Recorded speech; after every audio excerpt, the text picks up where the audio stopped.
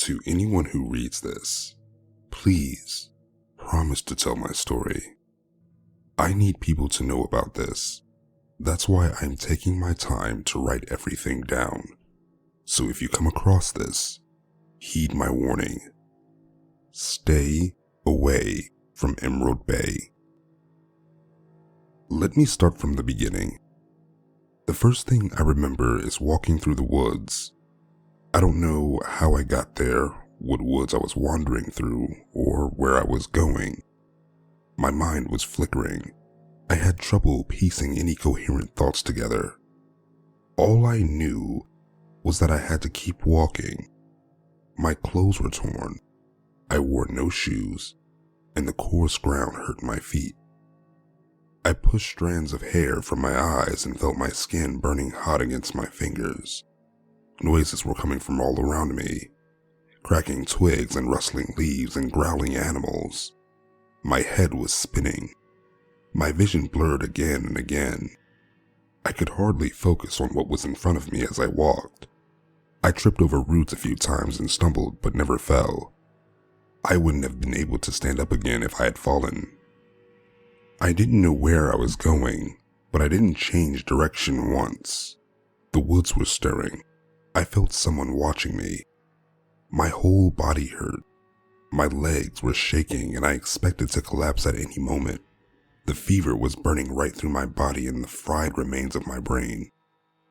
I heard owls since my consciousness had come back and the noise distracted me more than it should. I stumbled again. The ground came dangerously close, but I gripped a nearby tree to stay on my feet. The wood crumbled beneath my hands and my fingers dug deep into it. I quickly pulled my hand back and it was covered in a dark liquid now, but I couldn't identify it in the pale moonlight. I looked up and saw an owl sit on the ground in front of me. It turned its head towards me and its eyes were those of a human, staring at me unblinking. I stood still and watched it while it was watching me. It shook its head. I heard a low growl right behind me and without thinking, I ignored the bird and started to run. My vision blurred. I saw a faint light between the trees and ran towards it. Hot breath brushed against my back. My feet hurt. I could barely see anything. My legs were shaking. A gunshot rang through the air. I stumbled. This time I lost my balance and fell. Colorful dots danced in front of my eyes. The owl sat in front of me again. Its human eyes watched me curiously before my world faded to black. When I woke again, I lay in a bed. I felt better than before. The dizziness was mostly gone and so was the pain. My skin wasn't burning anymore. I didn't know for how long I'd slept, but I had dreamed a lot. Incoherent nightmares of lightning and fire, the owl with the human eyes, a woman with long blonde hair and darkness. Cold, merciless darkness. I sat up and realized I was inside a wooden house. The interior was sparse, consisting only of a bed, a desk, and 2 chairs, as well as a workbench. Through the windows I could see the darkness outside and wondered if I had slept for a very short or very long time. Awake, I turned around and saw a man leaning against the wall, middle-aged, gray hair, and a gray beard. He wore a long brown coat, a dark shirt and trousers, and black leather gloves. As he got closer, I saw one of his eyes was blind and surrounded by nasty white scars. I stumbled backwards until my back hit the wall behind the bed and gripped the blanket tightly, as if it could shield me. "I won't hurt you, kid," he said and stopped a few steps away from the bed. "Thought you were dead, you know." His words ultimately meant nothing, but I had nowhere to run anyways. I let go of the blanket and let the tension leave my body, at least until he stayed at a distance like that. "What happened?" "Don't know," he shrugged. "Found you out there while hunting, knocked out, burning with fever. And you just decided to carry me home and let me sleep in your bed?" He shrugs again. "You're not my prey. Couldn't let you freeze out there." not his prey. The words made my guts twist. I didn't want to think about what he would have done to me if I were his prey. I shivered. Who the hell are you, anyways? Hunter. Is that your name or your profession? I then asked. Confusion flashed across his face. His unlike eyes narrowed. Both, he replied, but it was more question than answer. I decided to drop the matter since there was still the possibility that I was dealing with an unstable psychopath. He hadn't hurt me while I'd slept, but he could still snap at any moment. I was still weak, had no idea where I was, but most likely I was stuck with that guy in the middle of the woods at night. Not the place to take risks for sure. What do you hunt? I asked and said. He moved and I tensed immediately, but he stayed away from the bed. Instead, he walked over to the table and sat down on one of the chairs. My prey. That, of course, did nothing to ease my worries.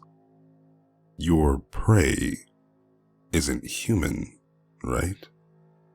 Human? He repeated and laughed hoarsely. No, not human. A small knife lay on the desk. He grabbed it and began to sharpen the rusty blade. I didn't like the fact that he was holding a knife now, but at least he was far away that I would have time to flee if he decided to attack me with it. He was strange. Either he didn't know what he was hunting, or he didn't want to tell me, but he seemed honest when he stated it wasn't human. At least I wasn't stuck with a cannibal. You have a name, kid? The question felt like a punch to the face. I knew I had a name. Of course I had one. Everyone had a name. But I couldn't remember it. I couldn't remember anything. I knew about the forest, my confusion, the fever, but nothing before that. I tried to think, to conjure up any memory, but my mind shattered at the slightest attempt. It hurt. White pain flashed right through my skull.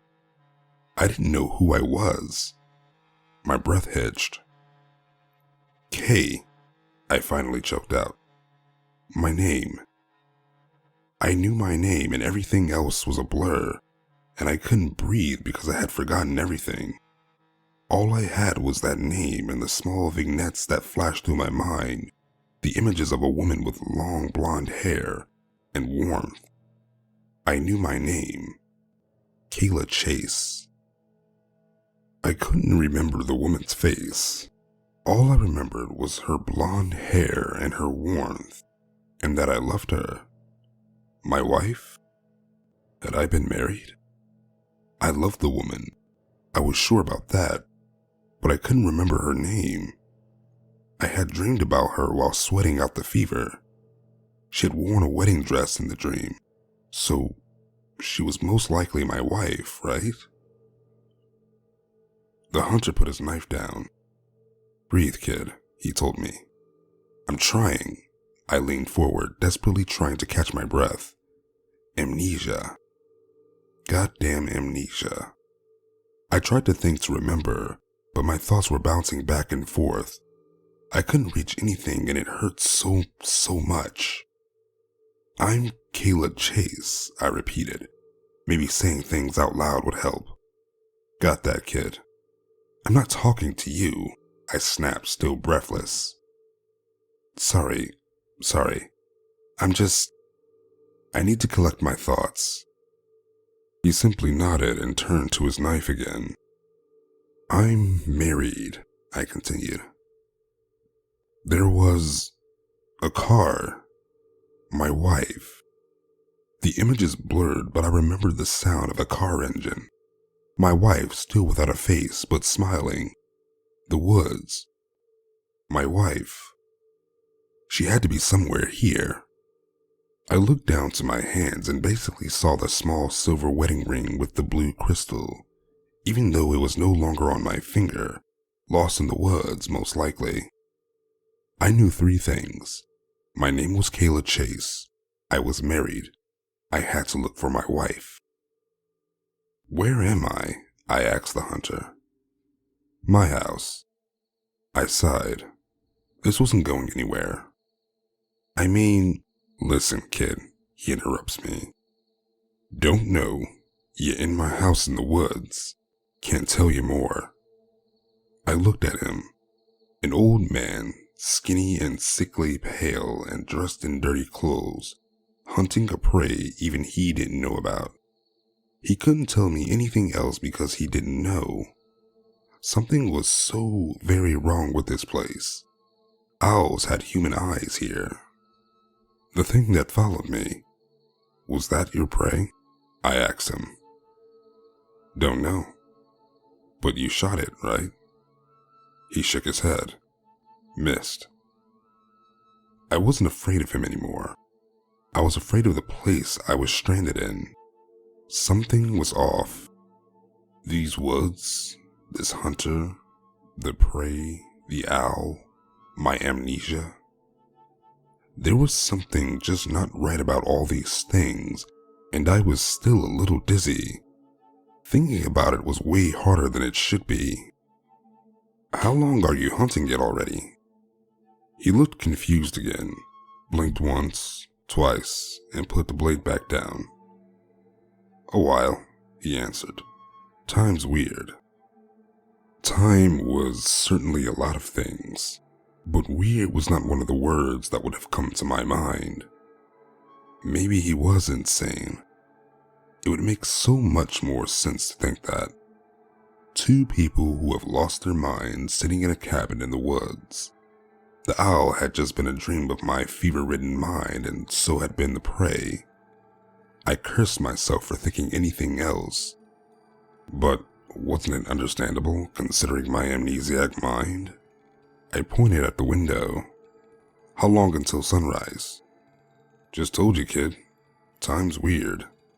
I thought of someone else who was way weirder than time, but I didn't say that out loud.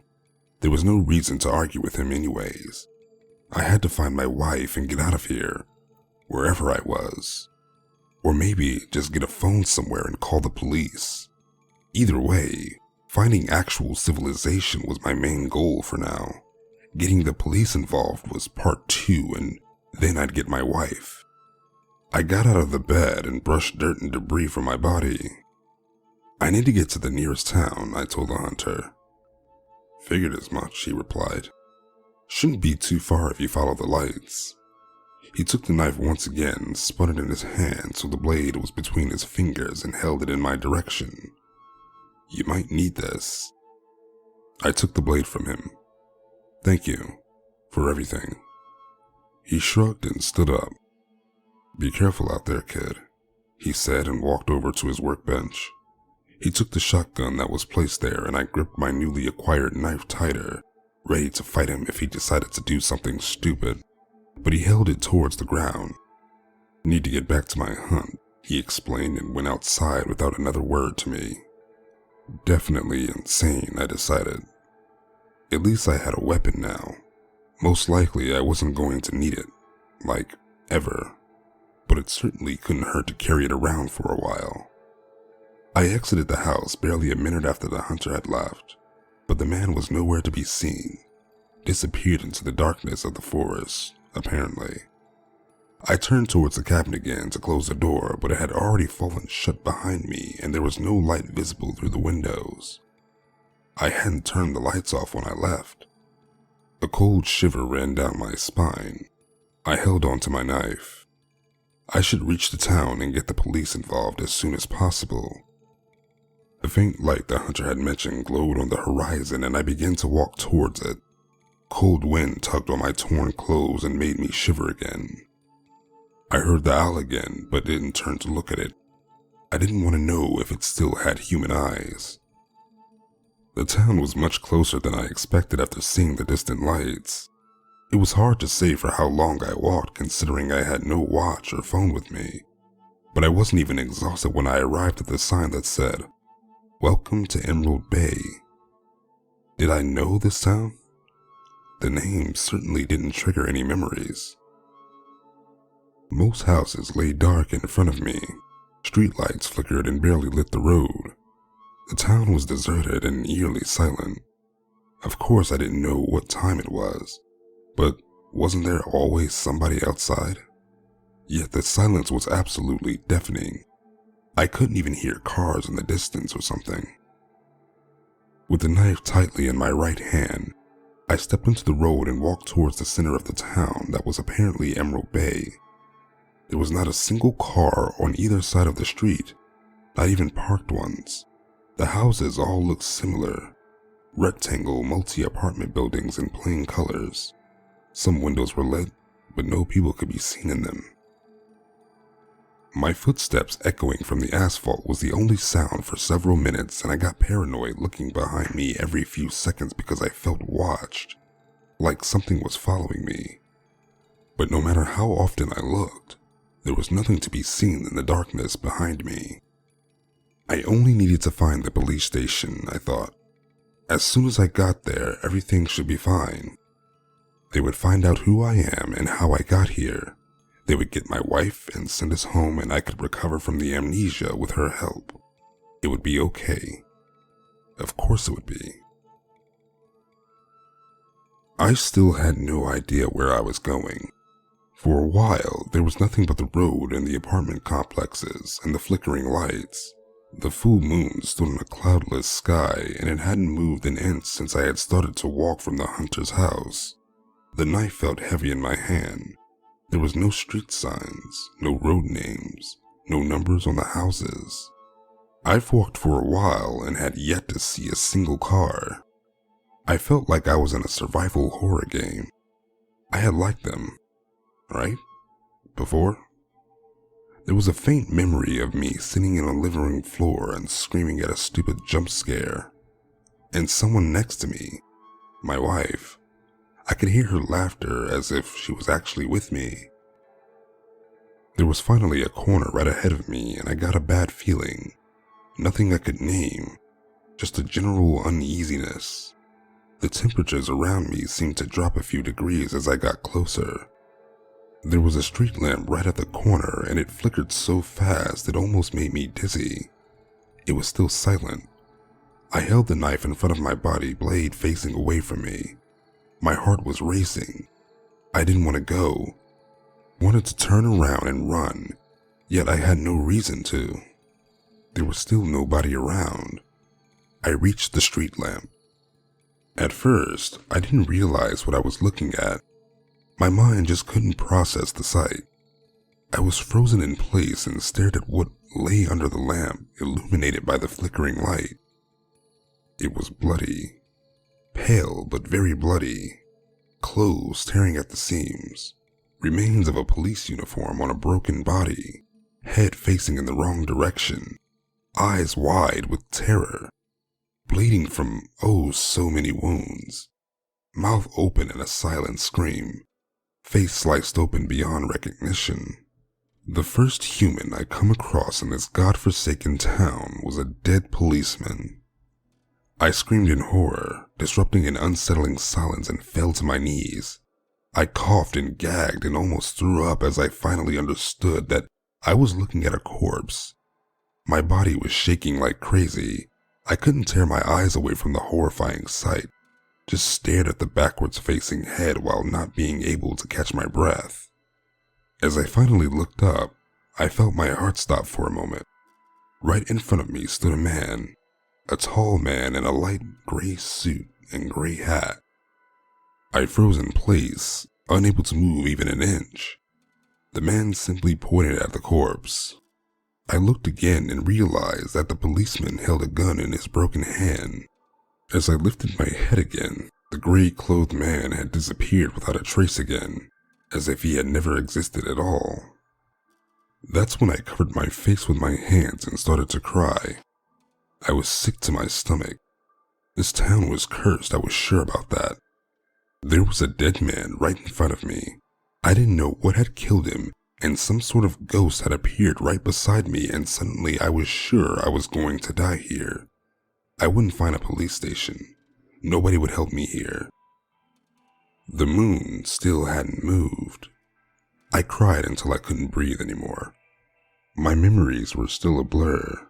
Hazy and just out of reach, hidden behind locked doors and stone walls. but right between the blurred images and unreachable memories, there were flashes of my wife that were almost clear. Her in a white dress, smiling at me. "You're perfect, Kayla." Our wedding. Her name was on the tip of my tongue. I shoved my hands into my hair as if that would somehow assist in my thinking. Her name. I knew her name. She was my wife. I loved her. Of course I knew her name. Dia. My eyes fell upon the gun in the corpse's hand again. Dia was here somewhere. I refused to believe that she was dead. Not as long as I hadn't seen her body. I still wasn't sure what was going on and how to make sense of any of this. My wife and I had come here together and got separated. I had lost my memory. Now I was in a cursed village in an eternal night. I was trembling, and it felt like my body would give in as soon as I tried to move. But I had to, for Dia. I had to find her and get both of us out of here as quick as possible. I could piece the missing information together when we're safe again. I swallowed my nausea and ripped the gun out of the corpse's stiff hand. Touching the cold skin made me shiver, but as soon as I held the weapon in my hands, I felt better. Without even thinking, I checked how many bullets I had left in the gun, and was pleasantly surprised when I saw that only one was missing. Then it hit me. How the hell did I know how to handle a gun? My memory showed nothing but fog regarding this. I'd asked Dia as soon as I found her, and I didn't allow myself to doubt for a second that I would find her. I put the knife in my pocket and kept the gun in my hands. A vulture landed beside me and looked up. It had the same eyes as the owl. Human eyes. I aimed the gun at its head. It blinked, turned towards the corpse and started picking on the exposed flesh. I lowered the gun again. Wasting a bullet on that thing would be ridiculous. The eyes were unsettling, but that was the least of my problems considering the dead man and the ghost. I didn't want to watch the vulture pick the body apart, so I turned around the corner and walked away. This place was cursed. I didn't even know where to go to get away from here. It still felt like lightning was flashing through my brain. I was dizzy, but I knew two things. My name was Kayla Chase. I had to find my wife. The street stretched out towards the dark horizon, and I tried to remember what a sunrise looked like. The memory was faded, almost colorless. I hoped I'd see another one, maybe when Dia and I got out of here, driving away together towards the rising sun.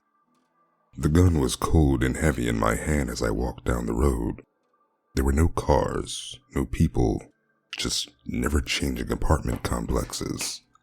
I wasn't sure what I exactly was searching for, but I assumed I recognized it as soon as I came across it. My mind kept returning to the dead policeman and the memory made me sick. I wondered what had killed him. Hopefully I wouldn't come across the thing, but I wouldn't hesitate shooting it if I did. Assuming that bullets would stop it, of course. This town was cursed after all. Birds had human eyes here, and corpses lay on the streets. I walked without expecting to reach the end of the road. For how long, I couldn't tell. Quite a while without anything ever changing until suddenly, I saw the man in the gray suit again. I came to a sudden halt and lifted the gun. Maybe it wouldn't do anything against the ghost, but I would try. The weapon trembled in my hands. The gray man, as I decided to call this thing, didn't move at all. Overall, he didn't seem hostile. He just stood next to the door of one of the buildings and pointed towards said door. His gray eyes stared at me. His expression was completely neutral. "You want me to go inside?" I asked him. My voice sounded strange in the silence. He didn't react at all. "Why should I trust you?" I continued. "You could lead me into a trap." Still no answer from him. He had shown me the gun, I remembered. Something about him made my skin crawl, but he wasn't hostile towards me and I needed all the help I could get. Slowly, still with the gun pointed at him, I walked towards the door. His eyes followed me, but he didn't move at all.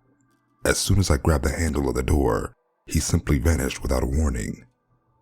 Seeing him just fade out of existence like that made me jump. but I calmed down quickly. At least he didn't attack me or anything. I pushed the door open, and instead of the stairs I expected, I entered a decent-looking flat. It was dimly lit and completely devoid of any personality, a little like a hotel room. At first, I checked each of the 3 available rooms for possible threats, gun always in my hand, but as it turned out, the apartment was completely empty. The gray man had led me to a safe place.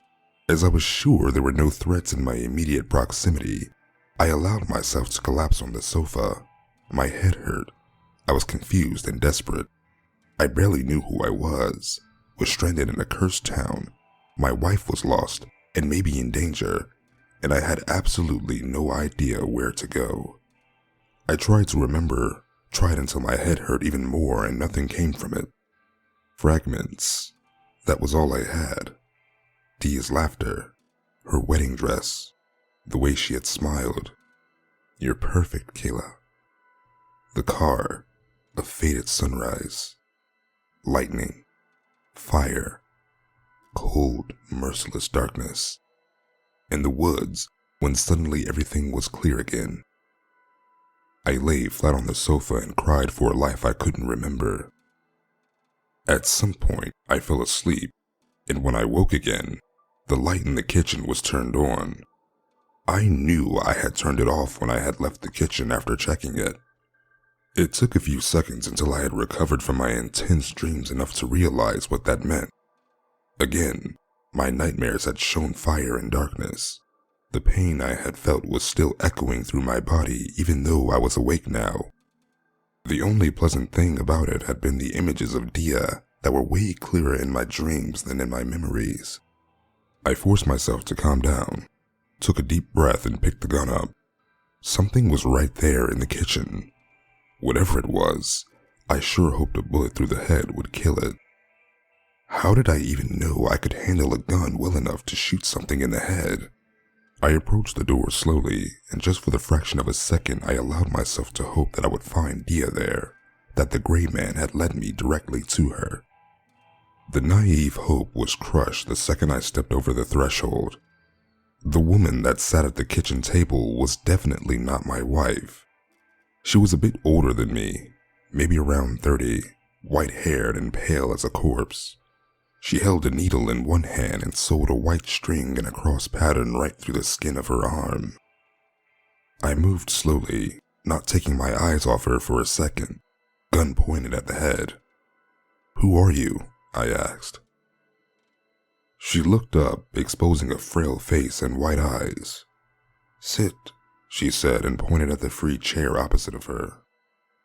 No need to waste a bullet yet, I thought, and sat down, still with the gun pointed at her. My heart was racing so fast it almost hurt.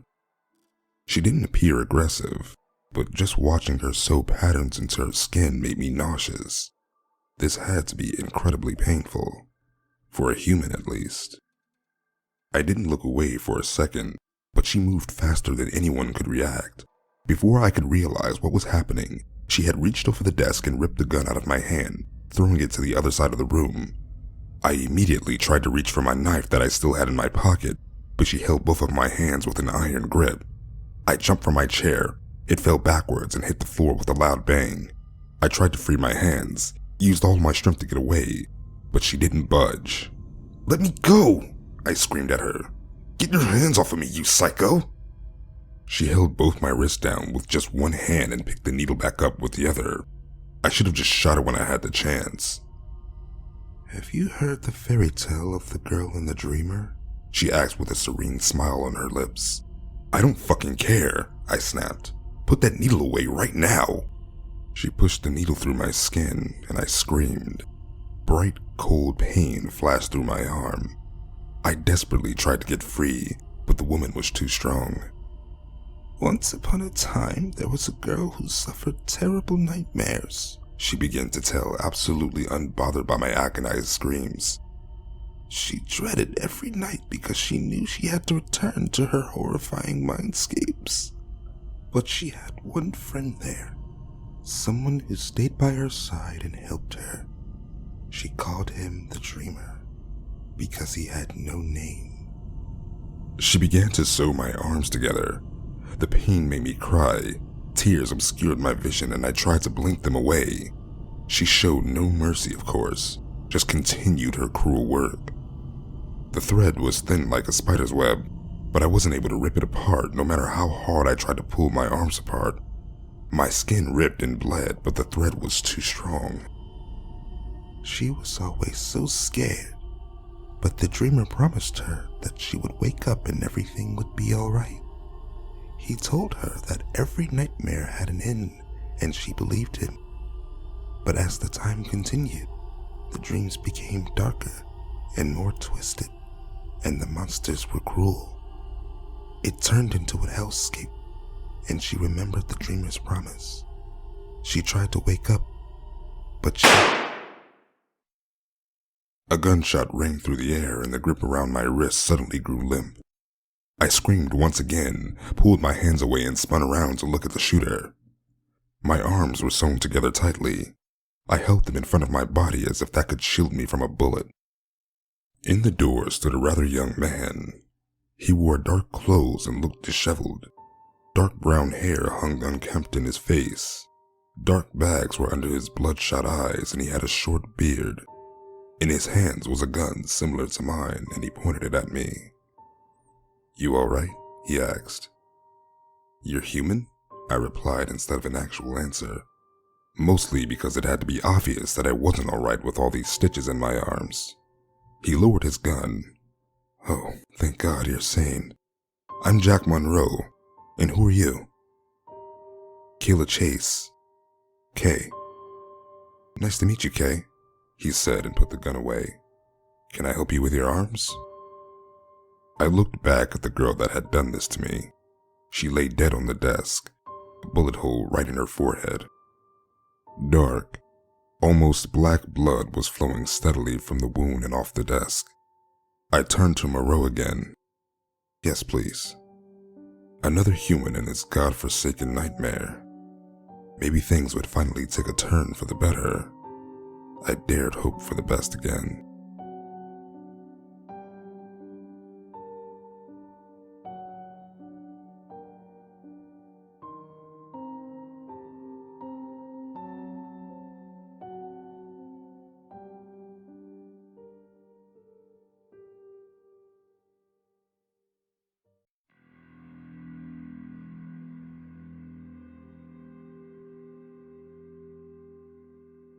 "There's a knife in my pocket," I told Monroe.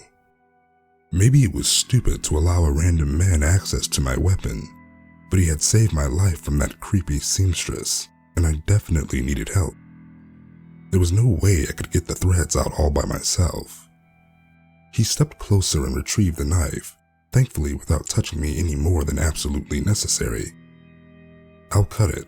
Just stay still, yeah?" He told me as soon as he nodded. He brought the blade to my arms and carefully cut the threads.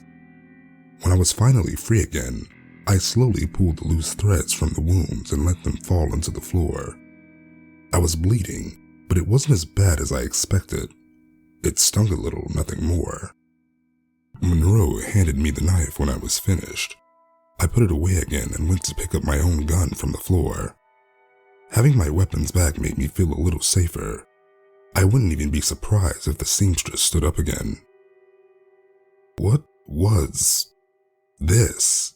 I asked and gestured towards the dead woman. "Nothing human for sure," Monroe shrugged. "I'd say let's stick to zombie rules, Shoot through the head and burn the bodies." The dead woman had stopped bleeding. I nodded. "Burning sounds good." I agreed and began to search the kitchen for a lighter. Already, the second drawer contained a box of matches and I turned around with a victorious smile, but Monroe had already held a lighter and a can of pure alcohol in his hands. Well, having a source for fire couldn't hurt. I put the tinderbox away and watched Monroe pour the alcohol over the corpse. "We should get out of here quick," he said. "Saving your life would be a little useless if we burnt here." Yeah, right. Thank you for that." "No problem." He lit his lighter. "Come on, let's go." He lit the trail of liquid on the table, and before I even realized, a bright flame traveled towards the body and it went up in flames. Monroe grabbed my hand and pulled me out of the kitchen while our surroundings caught on fire. We stumbled through the open front door until we were on the road again. I looked up. The moon still hadn't moved. Monroe grinned at me. Barely know you for 10 minutes and we already committed arson. I think that's the beginning of a great friendship, Kay. But I wasn't going to take any chances this time. I grabbed him by his shirt and held the gun to his head. If you think I trust you, I hissed, you are very wrong. Hey, calm down. He raised his hands defensively. I could have killed you a couple of times in there, but I didn't, right? I saved you. Yeah? Well, that bitch in there seemed really nice too before she sewed my fucking arms together, I replied, pressing the cold metal of the gun harder against his forehead. So, I have questions, and if you don't want a bunch of bullets in your brain, you better answer them. Got that? I wasn't sure if it was clever to threaten a potential ally like that, but in all honesty, I was scared. This town was cursed. My arms had just been sewn together, and I didn't want a similar situation to happen with Monroe. I was grateful that he had saved me, but for all I knew, the man could still be some sort of monster. At the moment, I had the upper hand, and I had to use that as long as I could. All right, Monroe agreed. Ask your questions. I just don't know if I can help. How did you find me in there? I pointed at the burning building. Heard you screaming. You sounded human, so I thought I'd check, he answered. Right in time, I guess. I nodded slowly. Not that absurd of an explanation. All right. I don't remember anything, I told him honestly. Just explain this shit here to me, okay? Where are we? You lost your memories? I shoved the gun against his skin again. Answer the question. Hey, Kay, calm down. I lost my memories too, he told me slightly unnerved. How much do you remember? My name? I slowly put the gun down. I woke up in the forest. Everything before that is blurry. All I know is that I came here with my wife, Dia. I have to find her. Now, wasn't that great? I had thought I finally had a lead, but it turned out to be a dead end. This town was weird, and I really despised it.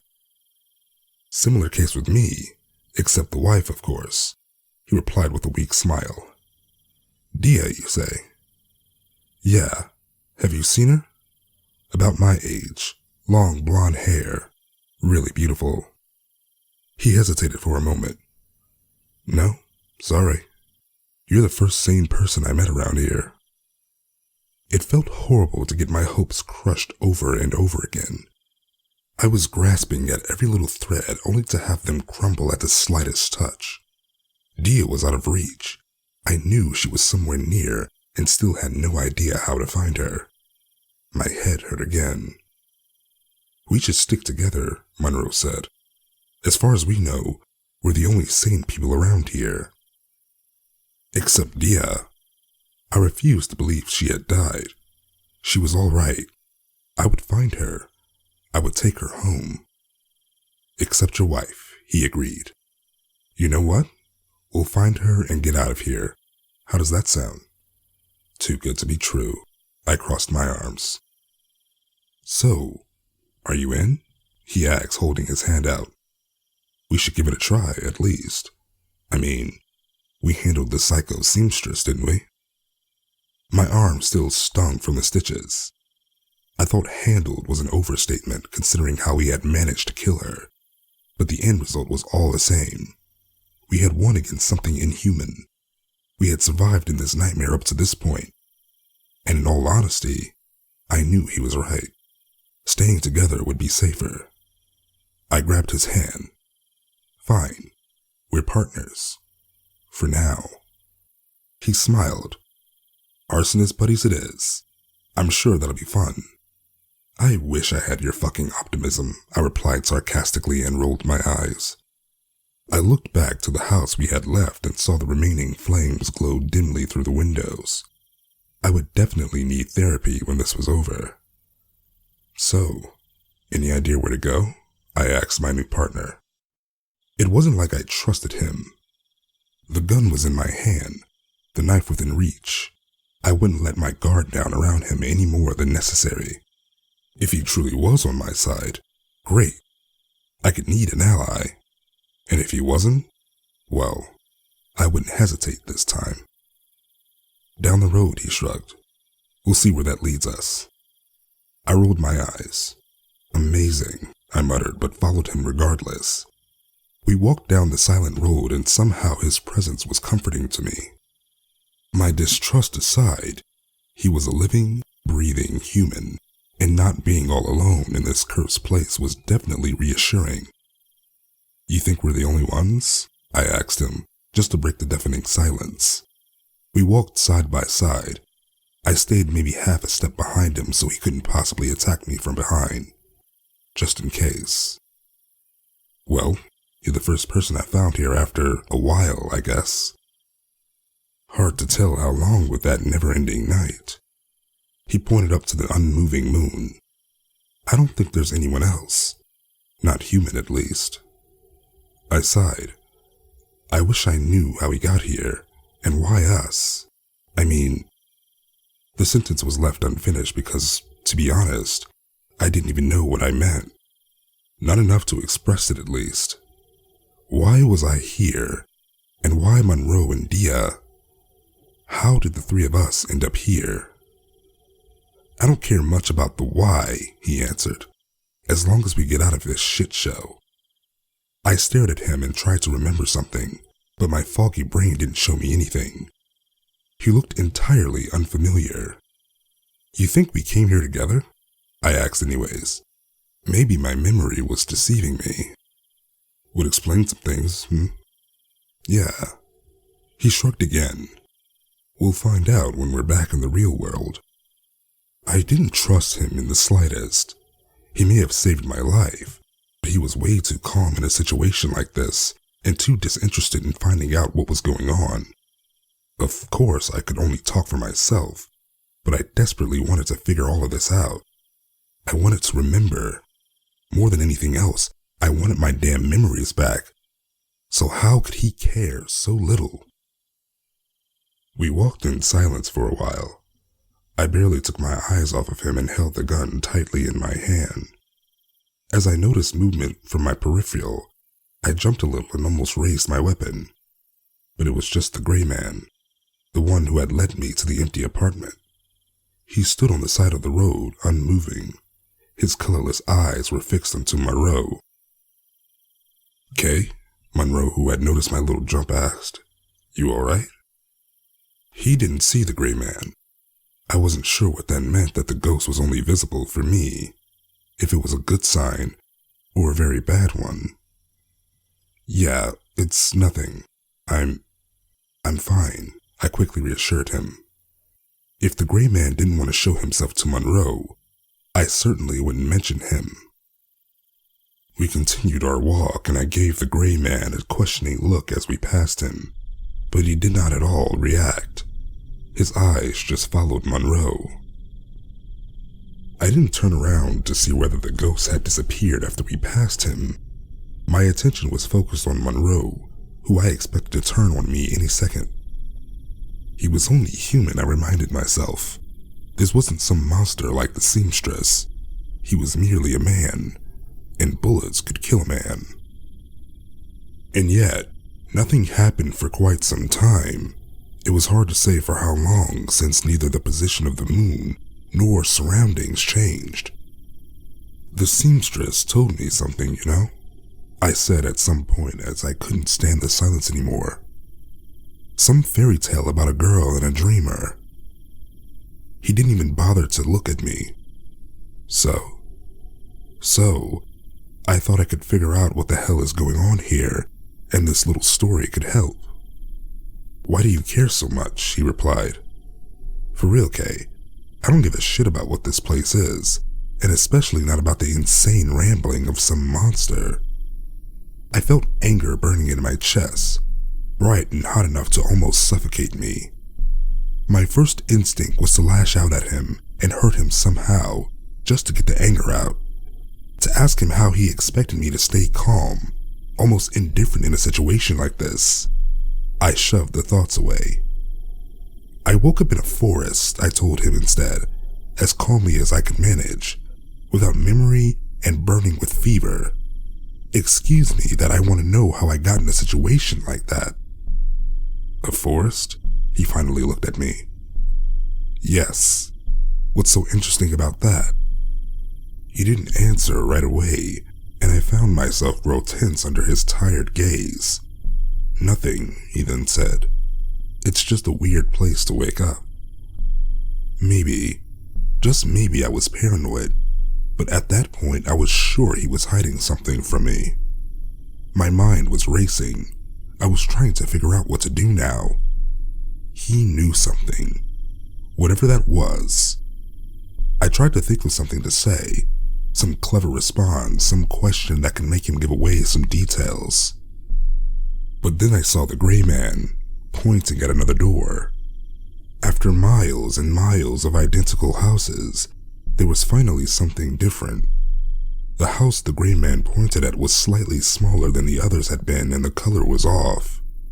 I stared and wondered if I really should follow the gray man's lead once again. Last time, he led me to the seamstress. Who knew where this door would lead? I was scared and definitely not interested in meeting another monster. And yet, this was the only clue I got.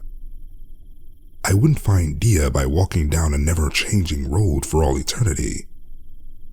It's different, I told Monroe, pointing towards the house just like the gray man. I'll go in. Just wait here, and if I'm not back in, 15 minutes, come and look for me. All right. Be careful in there, Kay, he agreed almost immediately. I actually felt like vomiting at that response. He had absolutely no way to tell how much time would pass. We both knew that. I nodded and turned around, glancing over my shoulder again and again, because I was afraid he would kill me as soon as I turned my back on him. I looked at the gray man, but he did not react. As soon as I pushed the door open, he vanished again. I stepped inside a large empty room and the door fell shut behind me. A naked light bulb illuminated my surroundings. The floor was made of off-white tiles and the walls were bare and white. There were only two things in the entire room: a wooden chair and a hanged man. I couldn't even see what the rope was attached to. The ceiling was too high up and hidden in the shadows. The fraying rope seemed to appear from nowhere and wrapped around the neck of the middle-aged man. He wore a black suit, had long blonde hair, and was definitely dead. It was the third corpse I saw here, and it was still horrifying. I pointed the gun at it just in case and approached it slowly. The gray man had led me here. There had to be a reason. Did I know the dead man? Was he someone from my past? Unlikely, but not impossible. I got closer to get a better look at his face. Maybe it would trigger any memories. He hung in the center of the room and it seemed to stretch endlessly. For a moment, I wondered if I was walking on the same spot because I didn't seem to make any progress towards the body. But when I turned around, the door was already far away. This place was weird. I prayed that Dia was alright, wherever she was. Suddenly, the corpse's head jerked up. It looked straight at me, eyes pale and rigid like those of a dead fish. I stumbled backwards. It opened its mouth and a black beetle crawled out of it. I raised the gun. My finger was on the trigger. I didn't move. "What do you want?"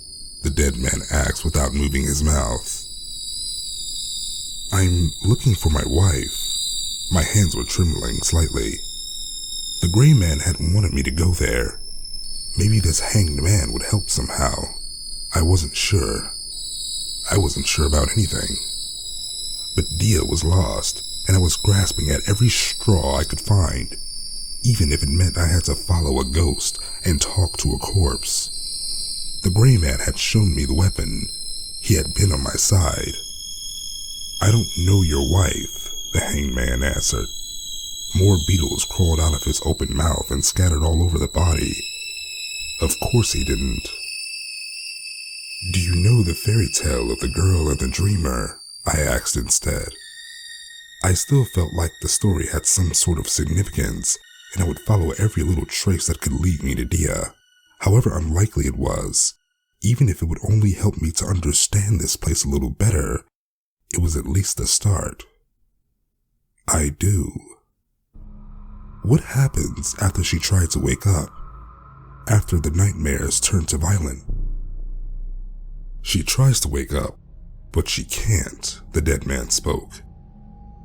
"Her friend, the dreamer, tells her to find the wizard in his castle behind the woods, for he can help her. So the girl travels through the deep, dark woods, and she barely escapes death.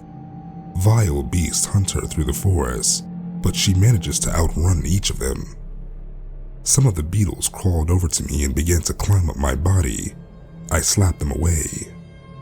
She finds a cemetery and the vengeful spirits try to pull her to her grave, but she escapes them and leaves the forest behind. As the castle of the wizard lies in front of her, she hopes for the dreamer's promise to come true. She is sure the nightmare will end." A beetle reached my face. I slapped it off again. I noticed a movement right behind the hanged man. The gray man had appeared again, face expressionless as always, and he pointed at something behind me. The hanged man had fallen silent. I spun around and faced Monroe, who pointed a gun at me. Everything happened very quick after that. I remember pulling the trigger at least twice, the gunshots echoing from the bare wall so loud it was deafening, blood splattering everywhere, and a sudden sharp pain right through my skull. The next thing I knew was the cold floor against my skin and an agonizing headache.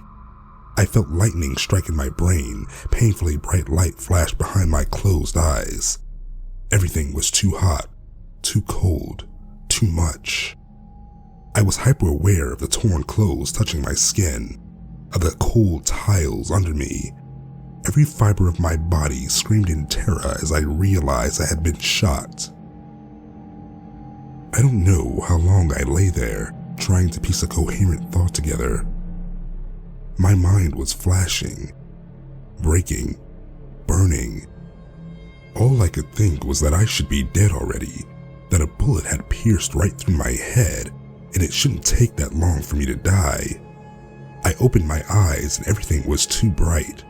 The colors burnt my vision and I wanted to scream, but not a single noise left my mouth, for I couldn't open it.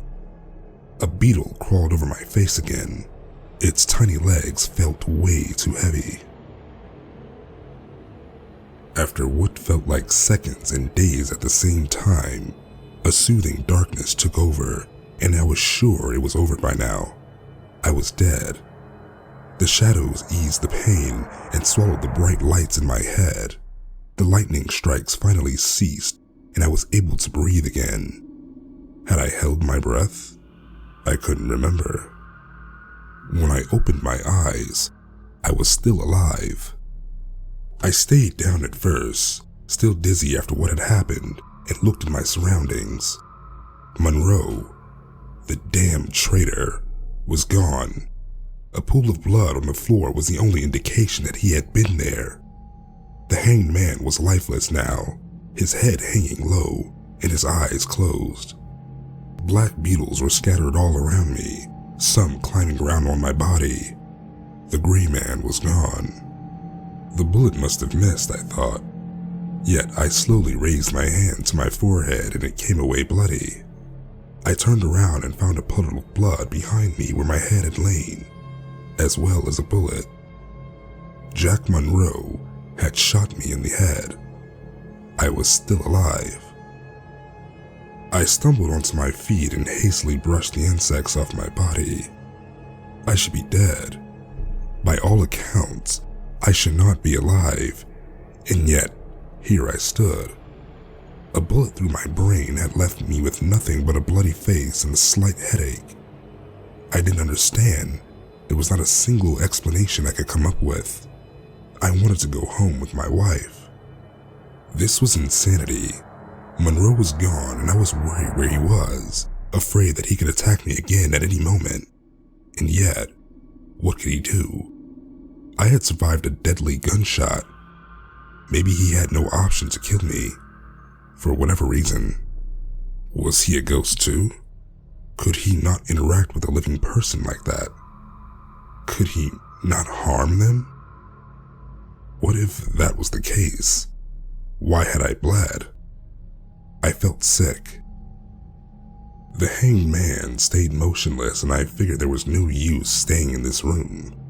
I desperately wanted to understand what all that meant, but that had to wait. First I had to find Dia and get out of here. Everything else had to be a problem for another day.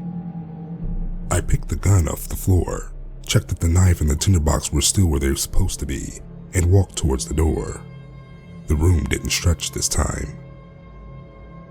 As I stepped outside, the gray man was waiting for me by the side of the street. No sign of Monroe anywhere. I walked up to the ghost, who didn't react at all except his bland stare I had already become familiar with. "You're trying to help me, right? You showed me the weapon and the clues. You tried to warn me about Monroe," I said with a weak smile. My head was still pounding. He just stared at me. "Thank you," I said to him as sincerely as I could manage. He stared. "The fairy tale is more than just a story, isn't it? That's why you want me to hear it." He stared. I sighed. This wasn't going anywhere. "I'll follow it. Which direction is the wizard's castle? I can't remember how to get to the woods." And finally, he lifted his hand and pointed in the direction where the woods were already visible in the distance. I nodded, made the first steps down the road, and turned around again. "Do you know why I didn't die?" I asked. He stared. "Of course," I nodded again. "Still, thank you." He faded out of sight and I turned away to continue my way down the road. The woods grew closer quickly and therefore, I knew I was on the right way. I had yet to find out how the story of the girl and the dreamer ended, but I was optimistic. Fairy tales and happy endings. The children killed the evil witch and returned to their parents. I was going to find whoever was waiting for me beyond the woods. I was going to find Dia. We would return home. I'd get my memories back, and everything would be alright. I wouldn't need to think about this horrific place ever again. I wouldn't need to think about my death again. Thinking about how I had survived was useless. I'd ask the wizard about it as soon as I met him. For now, I had to focus on getting through the woods. Everything would be fine after that. It had to be. I was going to find Dia. That's what I told myself as the road ended and the trees surrounded me. I would see another sunrise. Everything would be okay.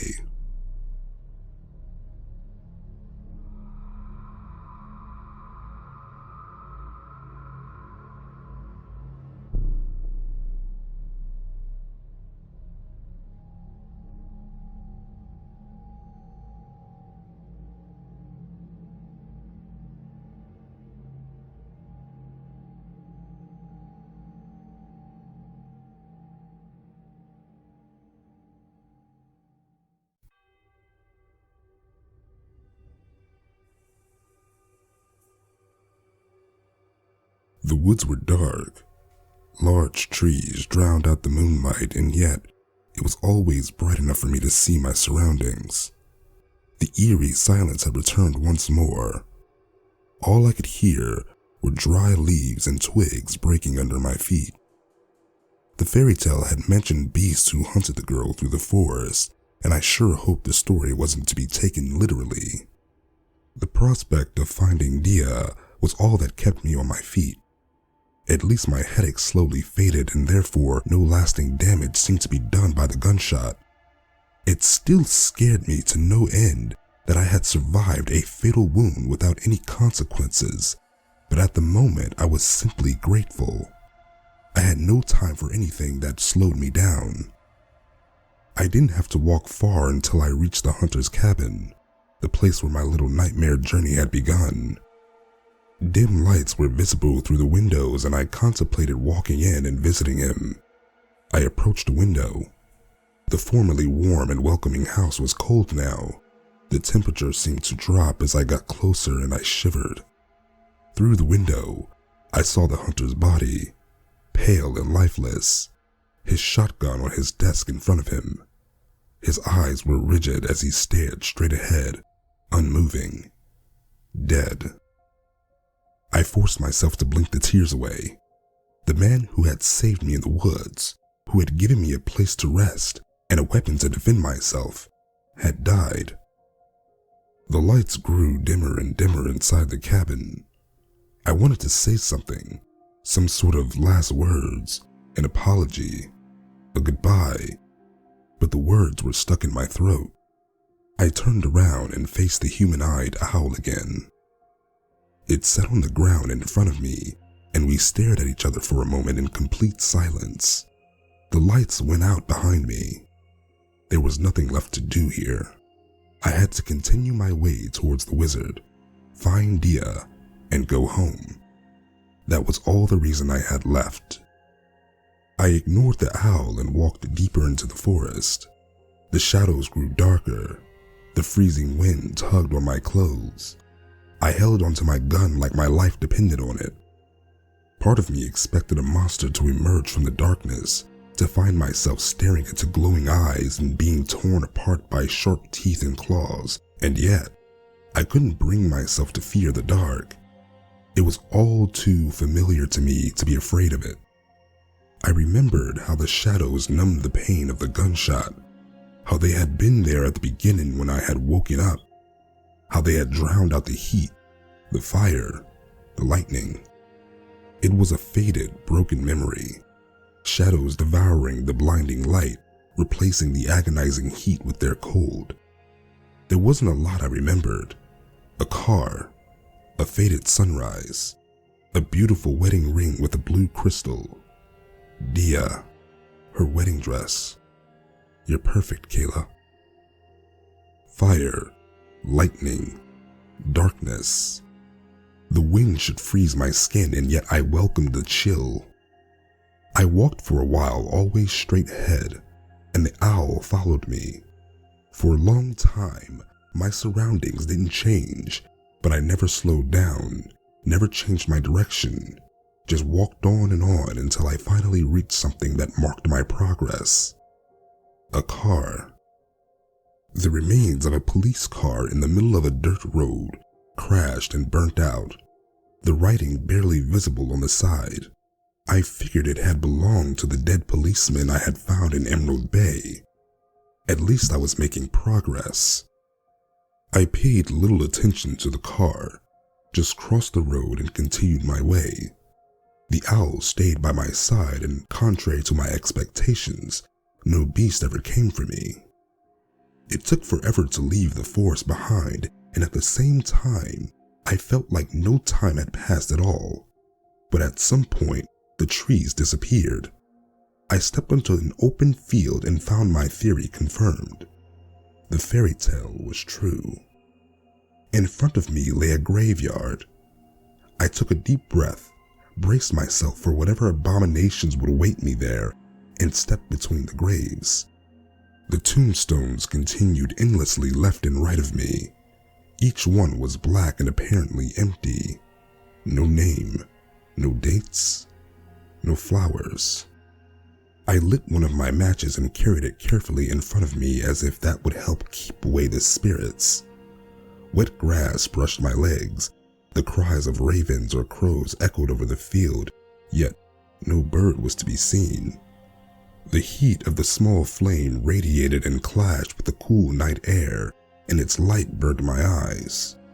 I looked around me, gun in my hand, ready to shoot whatever would attack me, but I seemed to be entirely alone.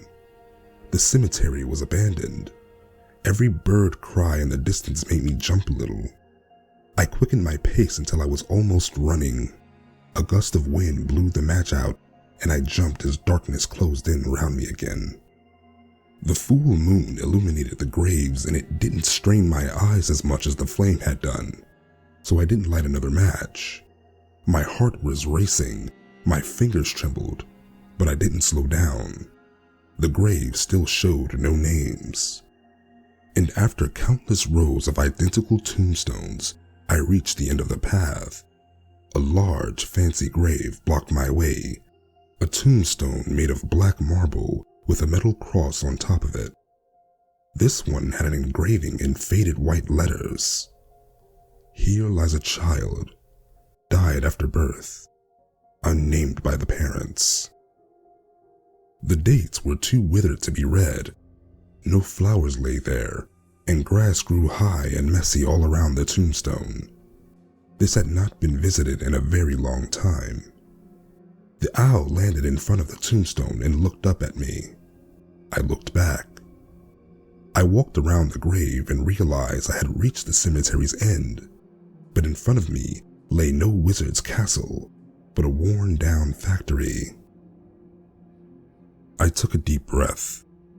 The fairy tale had not been entirely accurate, considering I had encountered neither the beasts nor the spirits, but whether I would find the wizard in a castle or a factory didn't matter to me.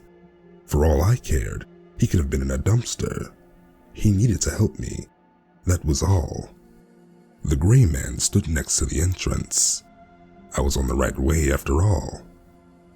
I straightened my back and stepped towards the building. It was gray, except for the red rust and the large metal door that was slightly ajar. The gray man merely looked at me and vanished, so I pushed the door open and walked in. Before me lay a long corridor. Neon lights on the ceiling illuminated everything. I raised my gun and walked, passing metal barrels and a bunch of boxes filled with iron waste. The smell of gasoline filled the air. The lights above me flickered. I looked behind me. No one was there. As I reached the end of the hall, I found myself in front of another door. That's it, I thought.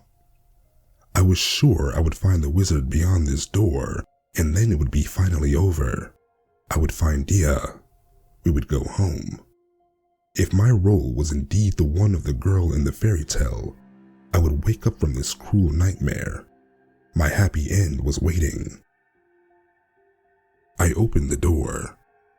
The room was small and covered in dirt. Cobwebs hung from the ceiling and covered the machinery. Mold grew on the walls and debris was littered all over the floor. The air was hot and humid and stuck in my throat. The stench of decay almost made me sick. And in the middle of it all was a dead body. A man in a gray suit, already half decayed, leaned against the wall between the cobwebs and the mold. The sockets of his eyes were hollow. Rotting skin stretched tightly around his skull, and his clothes were falling apart. But I recognized him nonetheless. The gray man. No, I muttered. I had done everything right. I had listened to the fairy tale, walked through the woods, crossed the cemetery, found the factory. He was supposed to be my wizard. He should help me to wake from this nightmare, to return to my world, to get to my happy ending. But he was dead. For a very long time, he was already dead. No, I repeated. You can't be dead, please. No. I fell to my knees, sobbing. You were supposed to help me. What should I do now? The ghost of the gray man appeared next to his own corpse, staring at me. Why did you even lead me here, asshole? I screamed at him. Just to crush my hopes again? He stared. Dia was out of reach. I had no idea how to leave this place. My last hope was dead, existing only as a mute ghost. I felt lost, hopeless, and utterly defeated. The gray man had helped me, and yet it had all been for nothing. The body in front of me was dead. He couldn't help me. Everything was lost. The ghost raised his arm to point behind me. My will to live not yet lost, I stumbled to my feet and spun around, only to be faced with the cool metal of a gun against my forehead and Monroe's tired eyes staring at me. He looked worse than before. His clothes were covered in blood. He was pale and his eyes were burning with fever. I felt the heat of his body even across the distance between us. He had trembled slightly and he breathed shallow. "I knew it," he hissed. "What?" "She chose you." He pressed the gun harder against my skull.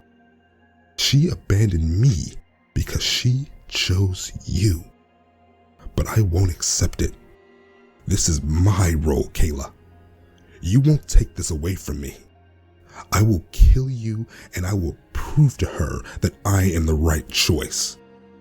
"Kill me?" I repeated. "You tried that last time, Monroe. You know the definition of insanity? Doing the same shit over and over again and expecting a different result." Anger was boiling inside me at this point, born from all the confusion, the fear and hopelessness. I wanted to hurt him, whether through my words or with my fists. "I remember," he gritted his teeth. "I shot you through the head and here you are, still standing.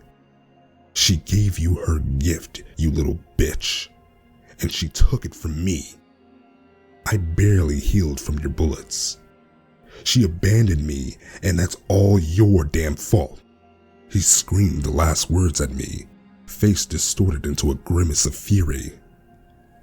"Who are you talking about?" I shouted back. "Who I'm talking about? You even had the audacity to call her your fucking wife." I clenched my hands into fists, fingernails digging deep into my skin. "Don't bring my wife into this," I hissed. "She's not your wife." His eyes were burning. Then everything happened very fast. I realized he was about to pull the trigger, so I jerked my hand up and punched his arm as hard as possible. A shot rang through the air, but it missed my body and I used the momentary distraction to punch Monroe in the face and run past him towards the door. There was no time to think about this mad rambling as I ran down the hallway. I had a plan. Footsteps echoed behind me and I began to run left to right and back again to dodge the bullets. My own gun was still in my hand. I never heard bullets hit the wall. A sudden sharp pain flashed through my shoulder and I screamed, but I kept running. He had hit me. The pain was dull, pulsating in my shoulder and my entire arm. Blood was flowing steadily from the wound. Breathing was difficult. I felt dizzy, but I didn't slow down. The lights still flickered. Gunshot after gunshot echoed from the walls. Monroe screamed at me to stop, but I barely listened. Once I reached the end of the hallway, I turned around, raised the gun, and shot. 3 bullets missed.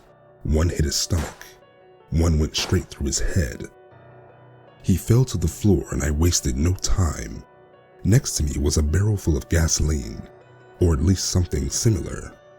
My arm hurt like hell, but I forced myself to ignore it as I used my full body weight to tip it over and empty the liquid onto the floor. It sparkled in rainbow colors in the neon lights. Trembling fingers retrieved the tinderbox from my pocket. I was panting. My vision was cloudy. I was barely able to light the match. Monroe made a pained sound that sounded almost like no. I threw the match into the liquid and took a step back as I watched the floor and Jack Monroe's body go up in flames. Burning heat hit my cool skin. The pain in my shoulder was mind-numbing.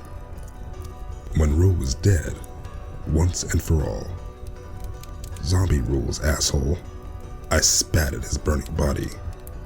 Shoot through the head and burn the bodies. I turned and exited the factory before the flames could reach me, stepping outside into the cool night again. Now that I wasn't running for my life, I had the time to consider Monroe's words. I had come here for answers, and now I was all alone with more questions than ever. Who was she? What gift had I received? What did Dia have to do with any of this? How could he say she was not my wife? I remembered her, nothing else, but she was there. Her laughter, her white dress, her long blonde hair. You're perfect, Kayla. The pain from the gunshot distracted me way too much. The gray man, my wizard, was dead. No one would save me now. My head was spinning.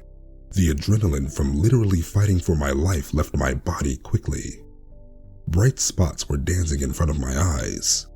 I couldn't focus my thoughts anymore. I was dizzy. The gun dropped from my hands and fell onto the floor. My vision faded to black before I hit the ground. I lay there for a while, keeping my eyes closed. I felt grass on my skin, although I was sure I had collapsed on asphalt. The pain had disappeared, yet I didn't dare to move because I feared it would return. Do you want to know how the fairy tale ends? I knew the voice. I knew it all too well. And still, I didn't dare open my eyes because if that was just a dream, I didn't want to wake up. I wouldn't shatter the illusion of Dia being close to me. The girl enters the castle and finds the wizard dead, Dia explained. She turns on the dreamer, angry that he has betrayed her like this. She kills him and burns the nightmare to cinders, leaving nothing but an ashen wasteland. And as she stands in the remains of her world, the ghost of the dreamer appears to her. Why can't I wake up? She asks him. Do you know the answer, Kayla? I didn't respond. Dia giggled. The girl is dead. She answered the question herself. Doomed to dream for all eternity. So why did you lie to me? She says to the dreamer's ghost. Why did you tell me the nightmare will end? And he shakes his head and smiles a sad smile. Because there was nothing left for you but pleasant lies. He tells her, disappears forever. The girl has killed the only friend she had left and is trapped in her desolated nightmare forever. I winced. Why? Why did my wife tell me that? What was going on here? There isn't always a happy end, Kayla. And now show me a little respect and get up. Playing dead doesn't suit you. I opened my eyes and realized I was lying in front of the grave of the nameless child. It was still night, but the grave was different now. Flowers were placed all around it and candles were lit. And right in front of the tombstone stood my wife. It was weird to see her face after trying to recall it for what seemed like eternity. She was beautiful, stunning even. Bright blue eyes, face like an angel, long blonde hair falling down to her waist. She wore a long white dress. Dia, I whispered. She laughed again. Oh, so you remember our conversation? How unexpected. What? I slowly stood up. What are you talking about? Our little meeting after you arrived, she explained patiently. I don't understand. Instinctively, I reached for the knife in my pocket, but it wasn't there. I had no weapon. You're my wife. We came here together. Wife? She repeated. Oh dear. You don't remember anything. Explain it then, I demanded.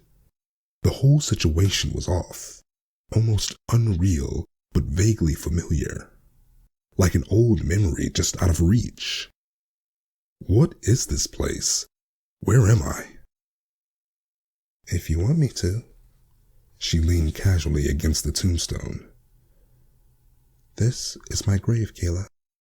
My body is buried here. I looked at the woman who I had called my wife mere minutes ago. The woman I had wanted to find so desperately, who had been my sole motivation for going further and further into this hellscape. But she shut me up with a simple gesture.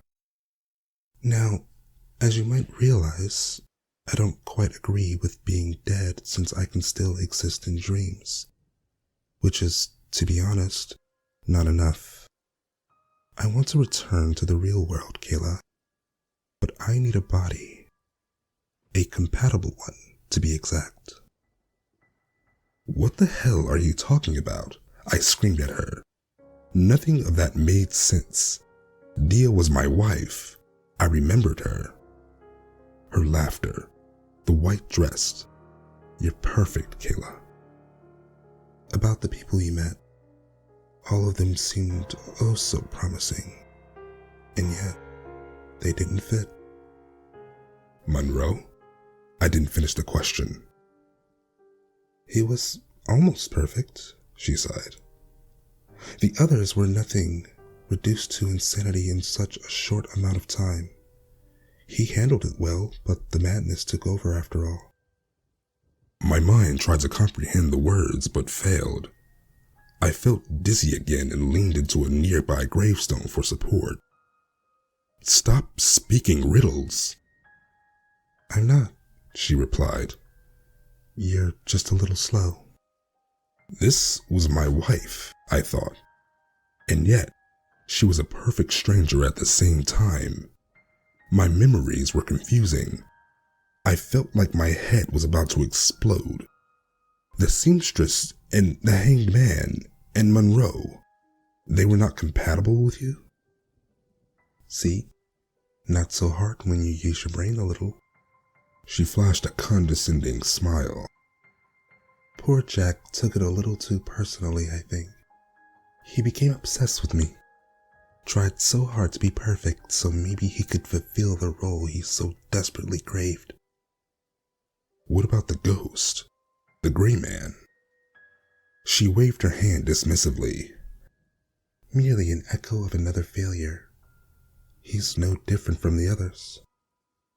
Why did he help me then? I exasperated. I threw my hands in the air. Because he hates me. Contrary to Monroe, he never wanted to become my vessel. Maybe he thought he could actually save you. She laughed. Poor, confused man. This is ridiculous, I snapped. So you're not my wife? Why do I remember you then? What happened? Why am I here? I survived a bullet through the head, goddammit. I can't remember anything, and I want answers right now. For what felt like hours, she simply looked at me, the hint of a smile on her lips. You still don't realize, she then said. Are you hungry, Kayla? Thirsty? I blinked. What did that have to do with anything? No, I'm not, I answered. You don't need to eat or drink. A bullet doesn't kill you. You really can't figure it out by yourself? She raised an eyebrow. As I didn't answer, her lips twisted into a smirk. You're dead, Kayla. The terror that gripped me in the moment was indescribable. I felt my whole body go numb. My skin ran cold as I clutched onto the gravestone. That wasn't true. It couldn't be. I was standing there. I was alive. There was no way that could be true. I shook my head again and again and again as if I could simply shake the thought away. And suddenly, memories flooded my racing mind as all the pieces of the puzzle fell into place. I had been in the car, the police car. My partner had sat in the driver's seat, proudly showing me his wedding ring, a silver one with a blue crystal inside. We had been driving towards a town called Emerald Bay, as apparently some campers had gone missing there. The sun had just set as we entered the woods when all of a sudden, a person had appeared on the road right in front of us. The car had spiraled out of control and crashed against a tree. It had caught on fire immediately.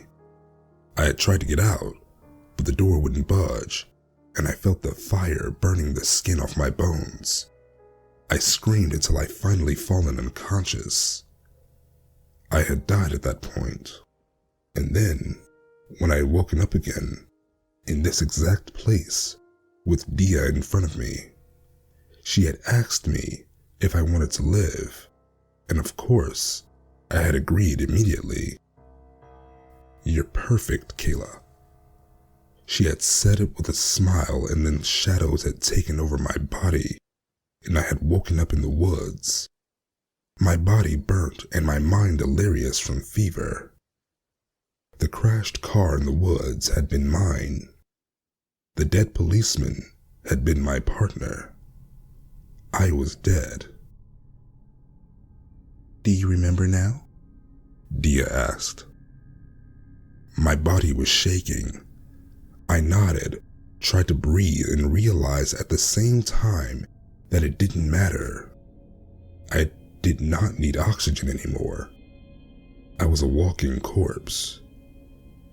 "You want me as your new body," I said to Dia.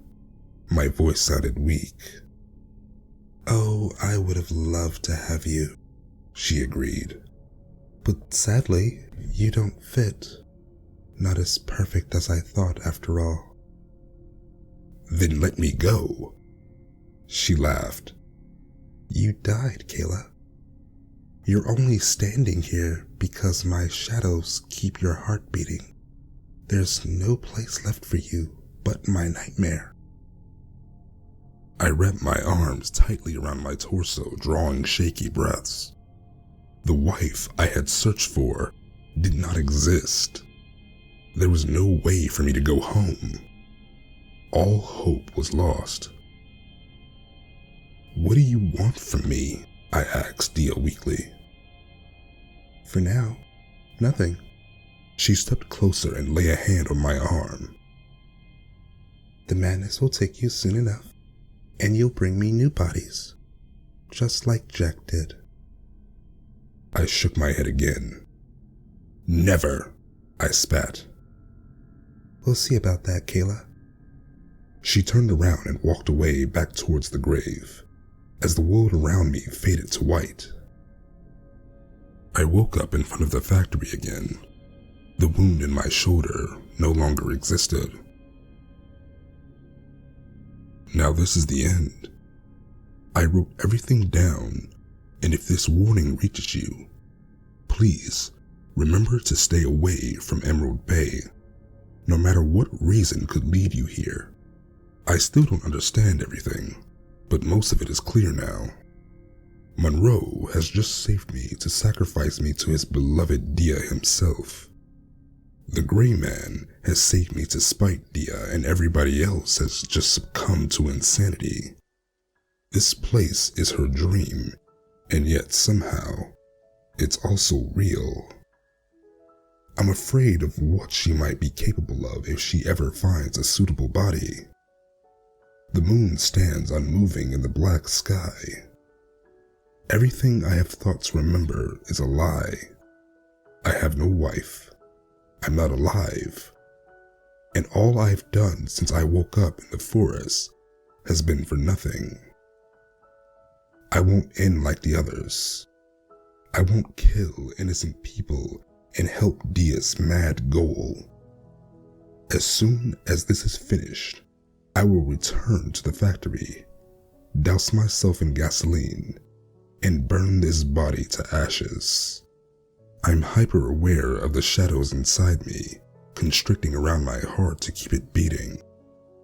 I don't remember anything before the car crash. To anyone I might leave behind, I'm sorry and goodbye.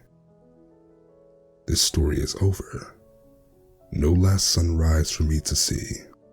I hope this reaches the real world, however that might be possible. Stay away from Emerald Bay. Only death awaits here. Kayla Chase.